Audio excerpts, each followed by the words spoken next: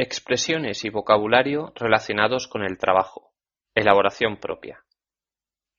En este capítulo veremos algunas expresiones y palabras relacionadas con el trabajo. Oficio, profesión. Estas dos palabras indican la actividad o trabajo habitual de una persona. Su oficio es bibliotecario, su profesión es bibliotecario. Cuando el trabajo es más físico o manual y no requiere mucha formación, se utiliza más oficio que profesión. En el pueblo aprendió el oficio de albañil. De profesión deriva profesional, para distinguir a los aficionados de las personas que se dedican a una actividad como trabajo. Un jugador profesional de fútbol en contraposición a un jugador aficionado o amateur de fútbol. Un profesional es una persona que realiza muy bien su trabajo. Otras expresiones derivadas de profesión son profesión liberal o profesión libre. Ambas son sinónimas, que indican que es una profesión que se ejerce por cuenta propia, sin un jefe. La formación profesional son aquellos estudios que normalmente conducen al conocimiento de un oficio. Formación profesional de fontanería, formación profesional de carpintería metálica. Oficio también da lugar a algunas expresiones. Artes y oficios se refieren a aquellas actividades manuales con una fuerte componente artesanal y artística. La Escuela de Artes y Oficios. Abogado de oficio.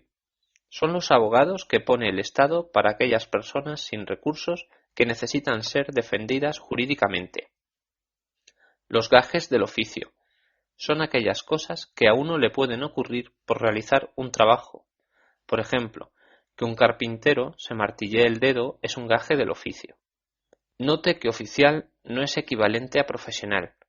Mientras que profesional significa que algo es nuestra profesión, oficial significa que procede del Estado, un certificado oficial de empadronamiento. Sueldo, salario, paga. Los trabajadores por cuenta ajena, con un jefe, reciben un sueldo o salario periódicamente en remuneración por su trabajo. La palabra paga no se utiliza tanto y se ha quedado para algunas expresiones. La paga de fin de mes, el sueldo, la paga extraordinaria, sueldo extra que se cobra en Navidad o verano, o la paga de los sábados, el dinero que reciben algunos niños de sus padres. Aunque sueldo y salario son casi sinónimos, salario se suele referir más a las pagas que reciben los trabajadores de las fábricas. El origen de la palabra salario viene del tiempo de los romanos, en el que algunos soldados recibían sal como parte de su sueldo. Se habla del sueldo base, como aquella parte del sueldo que se cobra de manera fija. Luego se pueden cobrar complementos y partes variables. El salario mínimo es aquella cantidad establecida por el gobierno como la menor cantidad que debe recibir al mes cualquier trabajador. Por cierto, en España en 2009, el salario mínimo interprofesional, su nombre técnico, es de 624 euros mensuales. Se habla de aumentos de sueldo o reducciones de sueldo, o de ser un asesino a sueldo. En entornos de trabajo también escuchamos hablar de obreros, trabajadores, patrones, jefes, directores. Los patrones contratan a las personas cuando hay mucho trabajo y las despiden cuando hay menos. El conjunto de personas que trabajan en una empresa es la plantilla. Al que le contratan por ser amigo del jefe, se le dice que está enchufado o que tiene un enchufe. Cuando trabajamos mucho, decimos que trabajamos como descosidos, que trabajamos como chinos, que trabajamos como condenados. Si se echan muchas horas en el trabajo, se dice que trabajamos de sol a sol.